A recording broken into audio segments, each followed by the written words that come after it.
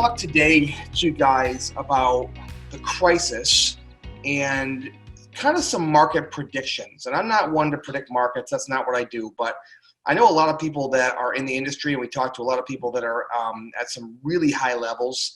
And there's been some really interesting discussion over the past year. Actually, this has been going on.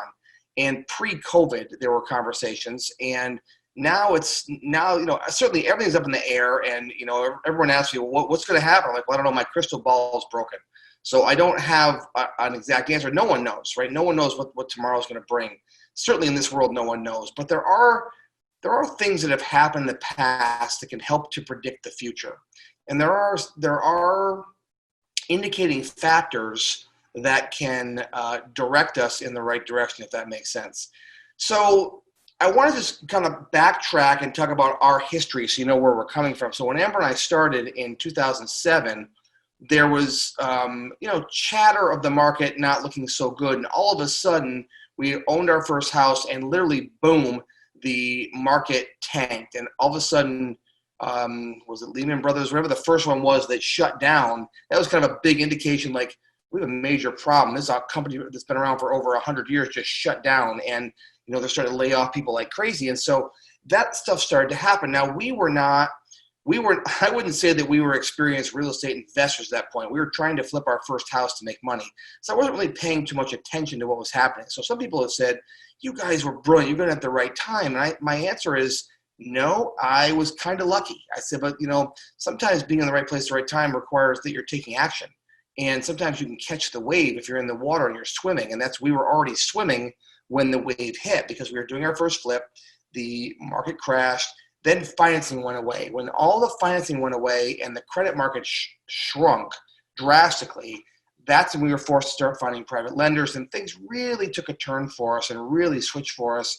At that point, we realized that something was happening. Like, historically speaking, something was happening. And there were a ton of short sales and a ton of foreclosures, and the market was being flooded with these things, but it didn't happen for a year or two until after the crisis hit.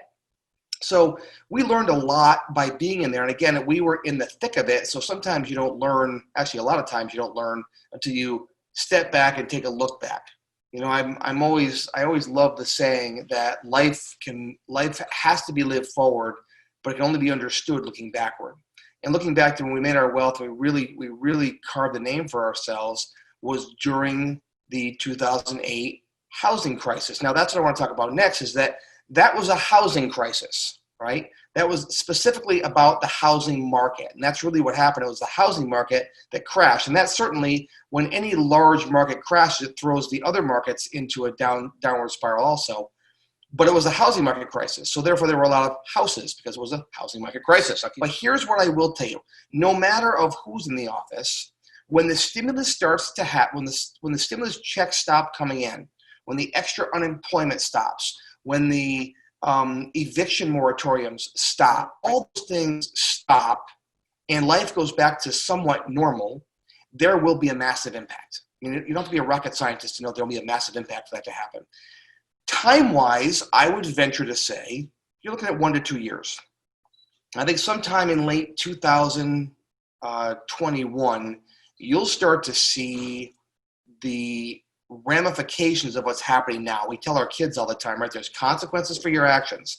And just today, we're trying to we're trying to virtual learn here. And anyway, that's a whole different conversation. But, I told my daughter, I said, there's consequences for not doing your work now. There's no teacher here, but they are going to be asking you very soon. So there's consequences for our actions and consequences for what happens in the economy. So what's happening right now, all these things, it's had a consequence. And the consequence is, it's given us a false sense of security, and people are going like crazy in the economy and doing their thing because there's money. Some people say it's artificial money. Well, it's actually real money. You can really spend it, right? So there's money being pumped into the economy, and yes, we'll have to pay for it. I don't want to go into a big economy conversation down the road, but there's money being pumped in the economy. When that money stops being pumped in the economy, the impact will begin. Now, it won't happen overnight, right? There'll be people that start to miss their mortgage payments. There are people that start to fall behind. Tenants that haven't been paying rent will start being evicted. There will also be homeowners that have not been paying their government-backed mortgages that right now they're protected, and maybe they have made a mortgage payment for a year, right? And yes, they have a reason why they haven't made a mortgage payment, but nonetheless, they're not making a payment. So consequently, the banks will start to foreclose. Again, does it happen overnight? No, it does not happen overnight. It takes time for those things to happen. How do we as real estate investors capitalize? Because that's really what I want to talk about today. How do we as real estate investors say, okay, I'm smart enough to see something's coming. I see a wave of something coming. What do I do to get myself in position so when the wave does hit, I'm not crushed by it, but I can actually ride it? Because that's what you want to do. You want to position yourself so that you can ride. Again, if you are not paddling at the right pace, when that wave comes behind you, it will just run you over. You literally won't catch the wave, and you will just go, you'll just sink back into the surf, and you will not ride that wave. But if you catch it, oh my God, is it fun. So you catch it, you're like, oh baby, I got power. And you start taking off. So how do we capitalize? How do we capitalize? Understand that number one is get education, right? Get education. Get educated about real estate investing and kind of what you're going to specialize in. So get education though, wherever you can. Obviously, if you're with us, you're getting education. Spend time learning, spend time reading, watch things like this, right? Watch old webinars, talk to your coaches, right? It's all part of getting educated on the market. Spend time in PropStream, spend time on those tools, spend time learning, spend time, getting some things set up like the app, the driving app that we talked about, the Driving for Dollars app and so on. Next is get experience. So there's education, there's experience, right? You never want to have analysis paralysis. You don't want to be staring at something so long and trying to figure out something so long that you never actually pull the trigger. That is probably one of the worst things people do to themselves. They just never pull the trigger. And it's imperative that you pull the trigger, right? So get experience. And get experience just simply means do what you're supposed to do. And meaning go out and make offers. Like, start using your home flipping evaluator. If you don't have any house you can put an offer on yet, go get practice. If you have some fear holding you back about placing an offer, start using the home flipping evaluator, right? That's the first step. Just start getting used to things. Just start getting used to the process. Just start getting used to things. Again, the things that you practice start to become your habits. So just start doing it. You're going to feel confident because you've been practicing with your home flipping evaluator, practicing with your looking at properties, driving for dollars, looking around, knocking on neighbors' doors, looking for those kind of deals. Whatever it takes for you to do to make the phone ring, that's what you have to do. And you guys who are here and you guys who are listening after, I know that you guys are the ones who are taking action, right? You're doing what you're supposed to do. You're getting experience. So number one is get education. Two is get experience. Get experience. Number three, get connections. Get connections even beyond what we do. Obviously, wherever you are in the country, get plugged into your local REIA. Get plugged into your local groups. Get connected with lenders, right? Get connected with contractors. Get connected with marketing people. Get connected with title companies. Get connected with lawyers. All the people that you need on your team, which there are videos in the student portal about team building, all of those connections, make them.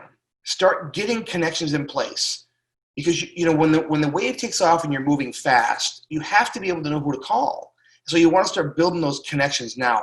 It's just building a business is just like building a house. It's just one piece at a time, and you keep going, and eventually you have a structure you can live in. And it may not look pretty yet, and then you'll over time keep making it better and better and better and tweaking it. And over time you keep building it.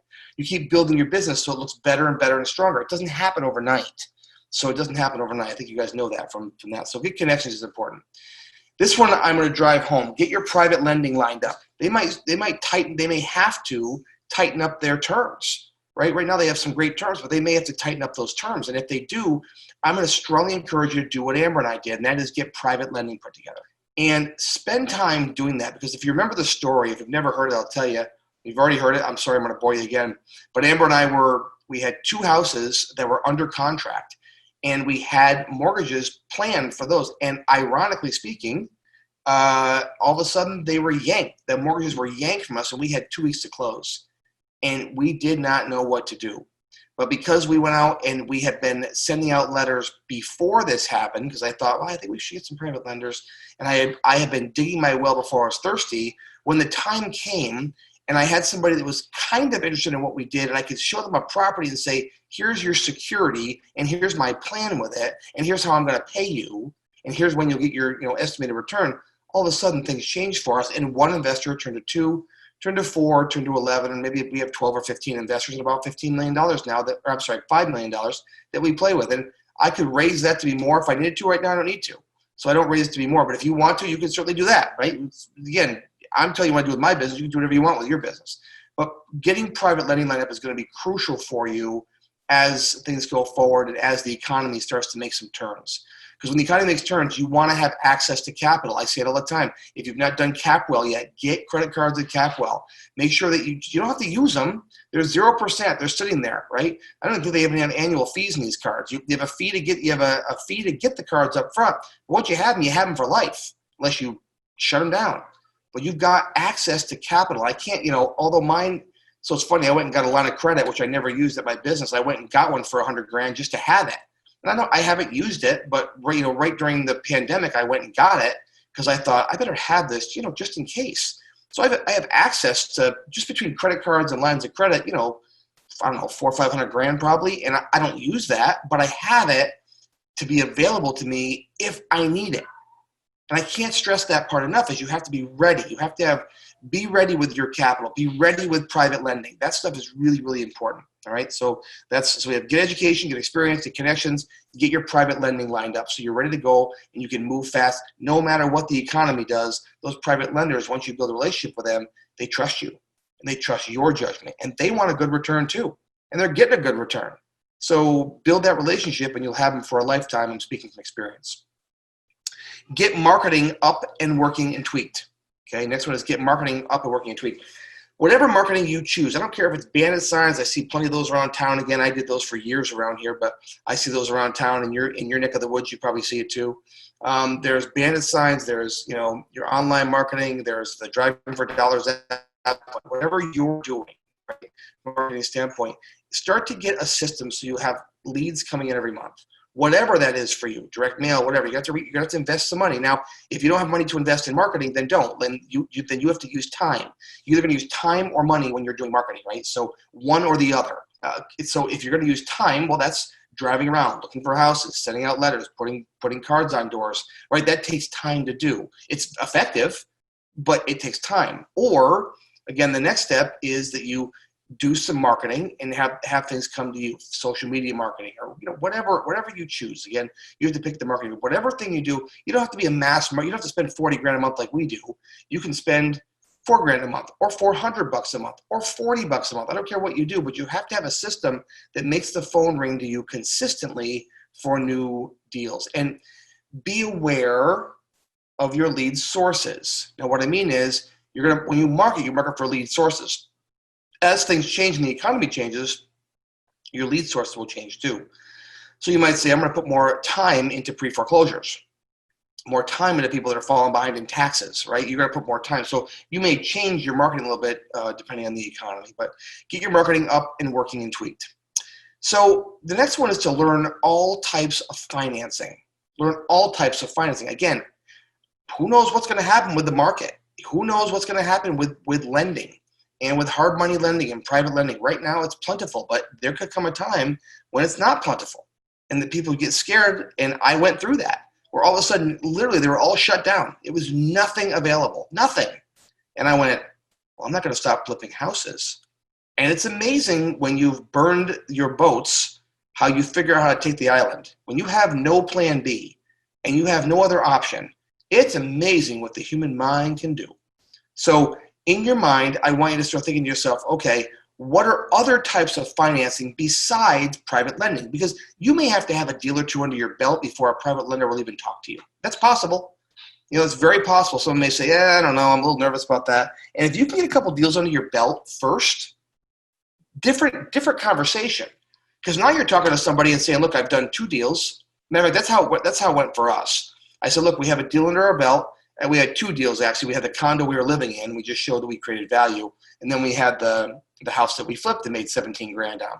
But we showed those numbers to our private lenders, and they were like, oh, So they have some experience. Now we knew we didn't have a lot of experience, but we had enough to be dangerous, right? And they knew that it wasn't totally new to us. So that's part of getting experience that we talked about in the second bullet. But learning different types of financing might help you get those first few deals, like seller financing.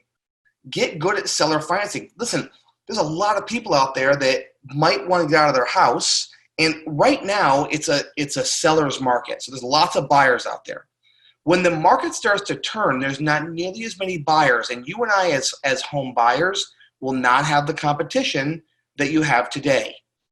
Mark my words on that. You will not have the competition you have today, because a lot of the weekend warriors, the people are just doing this for a quick buck, and they said, oh, I can't tell you how people come to our workshops and say, I just knew it was hot. I thought I better get in, and they want to get in, but the minute it gets tough, they get out, right? Because it's not in their heart. You guys, it's in your heart. You invest in yourself. You're here. You're doing your thing. I get it, right? So, but you want to be saying, okay, how can I finance these deals? Because you might do a full seller financing deal on a house. And then if you get that done, if you generate your own credit and you can make a 20, 30, 40, 50,000 profit on that first deal, now you got something, right? Now you have the experience to get more lenders. It's a real snowball effect, because once you get one, the dominoes start to fall, right? They boom, boom, boom. Everything starts to come together for you, or the piece of the puzzle, or whatever way you want to describe that to yourself. So learn those types of financing. Subject to financing, taking over their existing payments. That will become popular, right? I did not know that strategy back when we first started. I wish that I did. I think I'd have a lot more rentals today. You can take over people's payments on the house. If the numbers make sense, you can just simply take over their payments through subject to, right? And you can do lease options where you lease the house, right? You can lease houses from them, then sell to somebody else, do a lease option to somebody else, a sandwich lease. There's all kinds of things that you can do to be clever about financing deals. You could, ready for this, if somebody owns a house outright and they have a problem, they don't want to pay taxes on a big sale and they want to take payments on it, well, you can do an owner finance thing where you pay them over time, right? Or you could structure a deal with them. Let's say it was going to be a rental, or let's even a flip. If they needed cash, they don't want to pay tax on that cash, they could take out a home equity loan in their name, right? And then you take over the house, and now they have their money, you have the house, you can rent it out, do your thing. You're still making payments to them, but there's a lot of clever ways to get this deal done, right? So I want you to get used to all these different ways you could finance houses. It's so not, people think, well, Glenn does all these houses, he must have all the bank credit lined up. Nope, it's all seller financing, creative financing. It's, primarily private lender financing, but that's how we get deals done. We don't go traditional. I'm not a traditional guy. We don't use traditional methods. So I want you to start thinking outside the box and get away from traditional things, start finding other ways to do it. So anyway, be ready with learn all types of financing. Next is be ready with multiple exit strategies.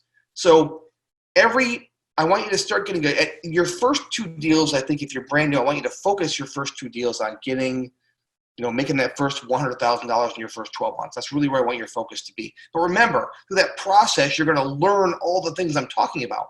You're going to get experience, you're going to get education, you're going to get connections. You're going to hopefully get your private lender lined up. You're going to have credibility for them. You're going to hopefully have your marketing start working, right? Your different types of financing. So learn a little bit on how to wholesale, of course, how to flip, how to do rentals, short-term rentals, long-term rentals. How about a lease-to-own sales model? You could do a lease-to-own sales model where you lease somebody's house from them, or you do a subject to, take over their payments, and the payments might be high. Let's say the payments are $1,000 a month on a house, and you're thinking, I can't make this work as a rental, but you could make it work as a lease option, where they pay you $5,000 down and pay you $1,700 a month for that house, and then you pay the lease payment to them, and now you make money in the middle. Right? So there's a lot of ways to get these deals done. I want you to be thinking about this as you go forward. So be aware of all your multiple exit strategies. Again, you'll learn them in time, so don't be overwhelmed, but just that's one of the things to be ready for a crisis.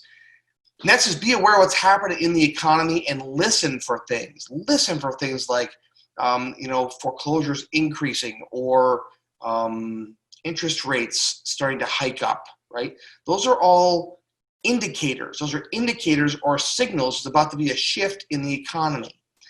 It can't stay this low for this long. I mean, it's been low for a long time, and I'm thrilled. I think it's awesome that the rates are so low. I'm trying to refinance as many of my rentals as possible to get these low rates. It's incredible for that, and I'm working really hard on that, but it's not going to stay here forever. So keep an eye on those kind of things. So be aware of what's happening in the economy. And And last as I wrap up here is what I started off talking about. In surfing, you must be paddling when the wave hits. If you don't, it just runs over you. And you'll see other people that are flying past you and you missed it. The good news is you can still catch it. It'll be a lot harder, but you can. But I think you're better off if you start now and prepare for the next year or two. So I'll go through it one more time. Just number one, be ready, right? Be ready. And what that means is get education, get experience, get connections, get your private lending lined up, get your marketing up and running, learn all types of financing, get used to all those types of financing that don't require your own credit, right? Be ready with multiple exit strategies. Be aware of what's happening in the economy and start looking for those indicators. Look for the indicators. When's it going to start to shift? And remember, we're a little ways out from it right now, but be ready, right? Be ready. And again, be paddling as hard as you can, because when the wave hits, you want to just stand up on your board and go.